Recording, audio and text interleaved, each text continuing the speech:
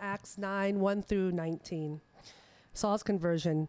Meanwhile, Saul was still breathing out murderous threats against the Lord's disciples. He went to the high priest and asked him for letters to the synagogues in Damascus, so that if he found any there who belonged to the way, whether men or women, he might take them as prisoners to Jerusalem. As he neared Damascus on his journey, suddenly a light from heaven flashed around him. He fell to the ground and heard a voice say to him, "Saul, Saul, why do you persecute me?" "Who are you, Lord?" Saul asked. "I am Jesus, whom you are persecuting," he replied. "Now get up and go into the city, and you will be told what you must do." The men traveling with Saul stood there speechless. They heard the sound, but did not see anyone. Saul got up from the ground, but when he opened his eyes, he could see nothing. So they led him by the hand into Damascus. For 3 days he was blind and did not eat or drink anything. In Damascus there was a disciple named Ananias. The Lord called to him in a vision, "Ananias." "Yes, Lord," he answered. The Lord told him, "Go to the house of Judas on Straight Street and ask for a man from Tarsus named Saul, for he is praying." In a vision he had seen a man named Ananias come and place his hands on him to restore his sight. "Lord," Ananias answered, "I have heard many reports about this man and all the harm he has done to your saints in Jerusalem. And he has come here with authority from the chief priest to arrest all who call on your name." But the Lord said to Ananias, "Go. This man is my chosen instrument to carry my name before the Gentiles and their kings and before the people of Israel. I will show him how much he must suffer for my name." Then Ananias went to the house and entered it. Placing his hands on Saul, he said, "Brother Saul, the Lord Jesus, who appeared to you on the road as you were coming here, has sent me so that you may see again and be filled with the Holy Spirit." Immediately something like scales fell from Saul's eyes, and he could see again. He got up and was baptized, and after taking some food, he regained his strength. This is the word of the Lord. We talked about this interesting thing with Christianity in that it started off with these 12 guys essentially that followed Jesus, and it spread to the entire world in 35 years, and it is the only bona fide global religion on the planet. And last week we were kind of following that story of how that happened, because it started off all Christians were originally converted Jews, and then Samaritans, and then an Ethiopian African, he's the next convert. And then it slowly begins to spread to Gentiles or non-Jews. And last week, if you weren't here, we were talking about how a lot of people think religion is just a social construct. Like a certain culture wants to have cohesiveness with their people, so they create a religion, like a common creed, a common set of beliefs that everyone flocks to. And so there really isn't a God. It's just people who make ideas to control people, basically. And if that theory is true, it should be reinforced by the fact that a religion should be central to where it started. Does that make sense? Because that's where the people are. And we find that accurate. We said last, 96% of all Muslims live in the Middle East, North America, or parts of Asia. 88% of all Buddhists live in East Asia. 98% of all Hindus live in India or South Asia. And so it seems to be true, right? This is in line with that theory. However, not with Christianity. Christianity totally debunks that, what I think is an incorrect theory.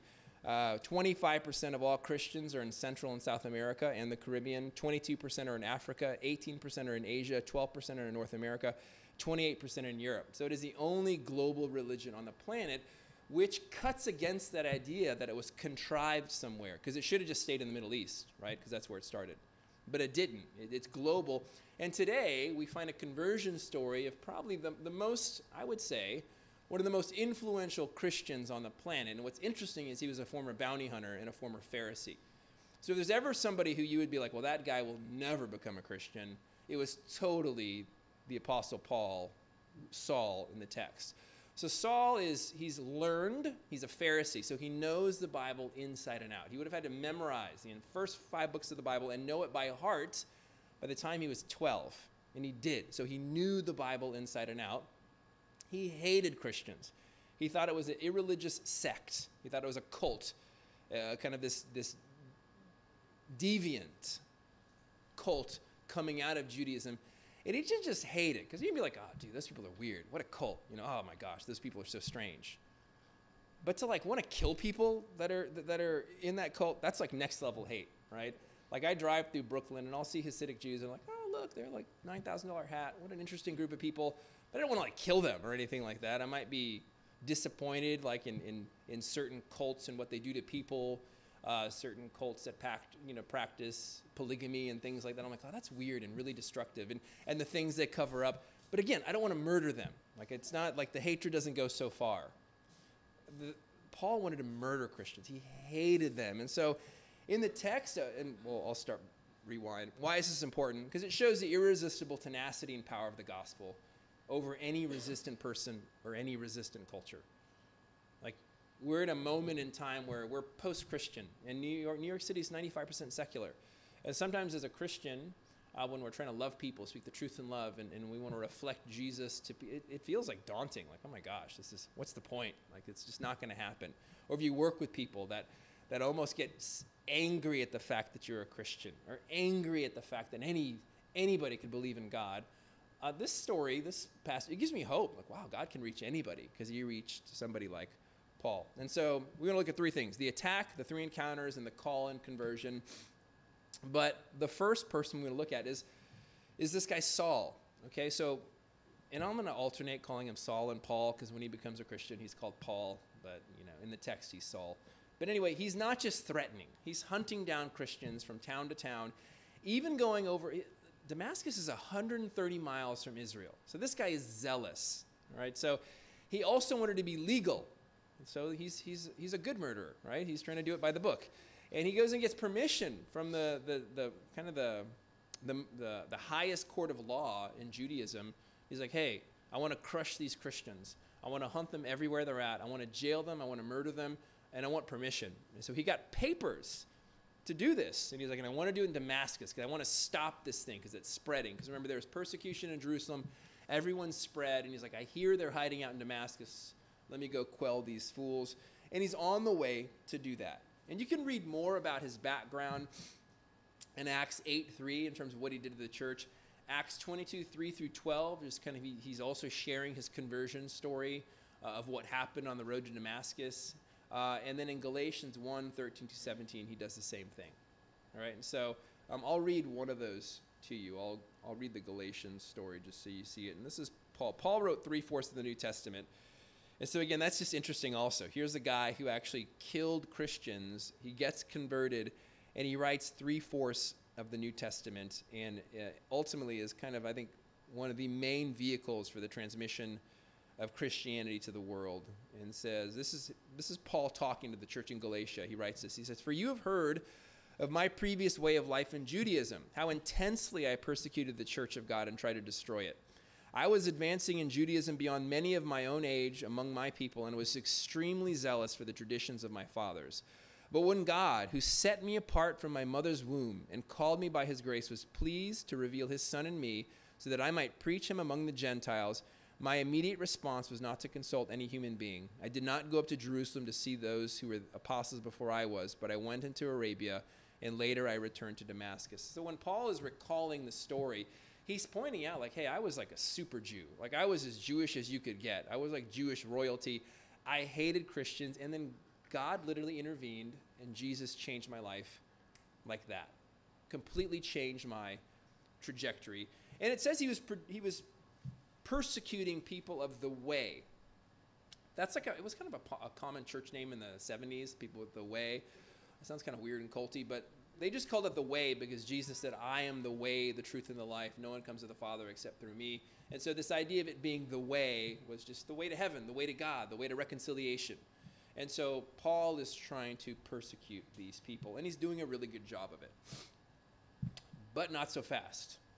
So even though his purposes were determined long ago, Paul said in Galatians that God set me apart in my mother's womb to do these things. Depending on how you look at that, that can either really comfort you or really make you feel like kind of unsettled. Like, oh man, do you mean there's certain things in my life that are just fixed? Well, what's interesting about the Bible is it kind of leaves that in this mysterious state where we believe God is sovereign and in control of everything, good, bad, otherwise. He's orchestrating a plan, and yes, within that plan, you have the free will to make decisions. But ultimately, whatever decision you make, God, it doesn't dictate what God's doing. It's fixed. To me, that's comforting. It's comforting for me to know that I can't technically mess things up because I'm a child of God. I can make mistakes, for sure, but God has the power to override my mistakes and still accomplish his will through me. Because it used to be kind of a head case. I used to be like, oh my gosh, am I in God's will right now? Is this his God? I've shared this before. Is this his perfect will? Is this his permissive will? Did I marry the right person? Did I take the right job? Should I stay in Florida? Should I come to New York? And I'm just like, chill. God is in control. He's made plans long ago, and he exists beyond time. And so I'm just going to do what God's put in front of me today, trusting that I'm part of this plan. Trusting that he's bigger than my mistakes and my shortcomings. And I can't derail the plan of God, my small little piece in the long story of God's plan for the ages. I can't mess it up technically. And there's comfort in that to me. And so he's set apart from his mother's womb long ago, he said, but the method in which God worked to bring about Paul's conversion and calling is pretty interesting. The first thing, and he doesn't say it in this part, when he retells the story in Acts 26:14, he adds something. Because when Lana read, so he's on the road to Damascus, this light shows up, bright and blinding, so powerful. The glory of God is so powerful, it literally knocks him off of his horse. And he's blinded by this light. Now, this is the same light that Moses in the Old Testament wanted to see. He wanted to see the glory of God. And God's like, Moses, you can't see I'm too beautiful, man. You can't see this. It's too good. It's too wonderful. It'll kill you. And again, we said, nothing's like that. Nothing's so beautiful, it kills you. Drop Dead Gorgeous is not real. No one is that hot that they kill you when you see them. God is that magnificent that he kills you with his glory. And so he's like, all right, Moses, I'm going to let you see my passing glory. So he sticks Moses behind a mountain, puts his hand up, and lets his backside pass. And Moses gets to see that. Here, Paul encounters a similar glory that knocks him off of his horse and blinds him. Knocks all of them down is the implication. And Paul's hearing stuff. No one else is hearing it. They're like, what the heck happened? Like a flash grenade or something. But Paul hears audibly Jesus speaking to him and says, Saul, Saul, why are you persecuting me? That's all we read today. When Paul retells the story, Jesus adds, it is difficult for you to kick against the goads, which sounds really weird because what the heck's a goad? Well, a goad was a sharp instrument you prodded oxen with to get them to move, kind of like spurs when cowboys would wear spurs to hit the horse. Ox is huge. If it's stubborn, doesn't want to go, you poke it with a goad. And so the implication is, hey, Saul, why are you fighting me? Man, I've been nudging you for a long time, whether you know it or not. And that's really encouraging to me because visibly, it didn't seem like there was much poking going on. This guy hated Christians and wanted to annihilate all of them. He was like, should I kill them? Maybe I shouldn't. He's like, no, there seemed to be no goading going on to me. It just seemed to be pretty much full on murderous. And my point is, you never know what God's doing in someone's life. And if you're a person, you never, I think, sometimes know what God's doing in your own life. I don't know if Paul was aware of that. Maybe he was. Maybe when he saw Stephen stoned to death and the way he died, so kind of, with this smile on his face and this forgiveness on his heart while he's getting stoned to death. Maybe that rocked him a little bit, but he seemed to push it down because he doesn't seem to be guilty when he's killing all these Christians or capturing them, and he's zealous to pursue them. So I wonder if maybe Paul didn't even realize what was going on in his heart. But when the right moment came along, it all activated and he converted. And so there was something slow happening. I think the Holy Spirit was slowly at work despite the harsh exterior of Saul. And then there was an immediate, more miraculous thing, a very obvious thing that was happening. When he encountered Jesus, he doesn't push back. He's not like, no, I don't want to. He's just like, yes, Lord, yes, sir, whatever you want, yes. I mean, what a change.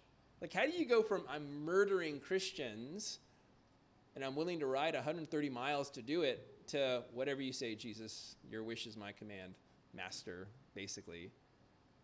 And so I'm encouraged by two things in the text. One is, again, you never know what God's doing in someone's heart, regardless of how they appear. Two, you never know what God's doing in your own heart, regardless of how you might feel. And three, when you meet Jesus, I don't care what your background is, I don't care what your color is, your sexuality, anything. When you encounter Jesus, it is life-changing. You cannot remain the same.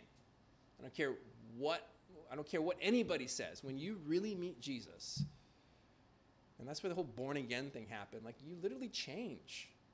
Like when I encountered Jesus, I was so different that my mom, who was Buddhist at the time, was just like, you're different. Like, what's going on with you? And it was weird things. One, there was this real transparency I had with her, where I used to hide things from her. I'm like, what do you want to know? Open book. I'll tell you anything you want to know about anything about my life, which was just weird to her. The way I treated women was weird to her. The way I would say sorry all the time if I thought I offended her was weird to her. Just these little things changed. The language I used, I wasn't perfect, but I'm just saying something happened, and my friends were like, wow, you're really weird. What's going on with you? Like, you're the same Michael, but there's something weird going on about all these things. It's not always so obvious. Sometimes it's a process. But all I'm saying is when you encounter Jesus, something different should happen. And this happened with Saul, where he's like, fine, I'll go wherever you want me to go. Tell me what to do and I'll do it. And that's what he does. And so he's blind for 3 days. He doesn't eat or drink for 3 days. And so my thought, man, this guy's got, 40-something years to unravel. I mean, he had his own construct of who God was. And he was so sure about it, he was willing to kill you if you disagreed with him. That's a lot of baggage to unravel. And I think God took those 3 days to let him just sit there and wrestle through it on his own in Damascus. And you know, Paul's construct of God was this harsh, zealous God that would strike you down if you disagreed with anything that he said. That was a kind of a Judaic version of God. You know, it's this very keep the rules, and if you follow the rules, you will be blessed. But there was a lot of pride with that because, hey, I'm a rule follower and you're a Gentile. You don't even know God. Remember, they thought Gentiles were just sticks for hell. That was what a good Jew thought. When they were supposed to be a light to the Gentiles, they were supposed to make the Gentiles jealous so the Gentiles would want to join and worship the same God. That didn't happen. They were elitists. And Paul was part of the Sanhedrin. He was super elitist. He even looked down on other Jews. So his construct of God was, that's right, God rewards people who are really legit followers of him. And I'm as legit as can be. I study it. I know the Bible. I'm zealous. I will oppose anybody who thinks otherwise. He created his own idea of God that wasn't even close to the God of the Bible. However, if we're honest, we all create our own constructs of God quite often. If I sampled, I bet, 10 New Yorkers, like, what do you think God is? I guarantee they say, well, he's a loving God. He accepts everyone. It's just,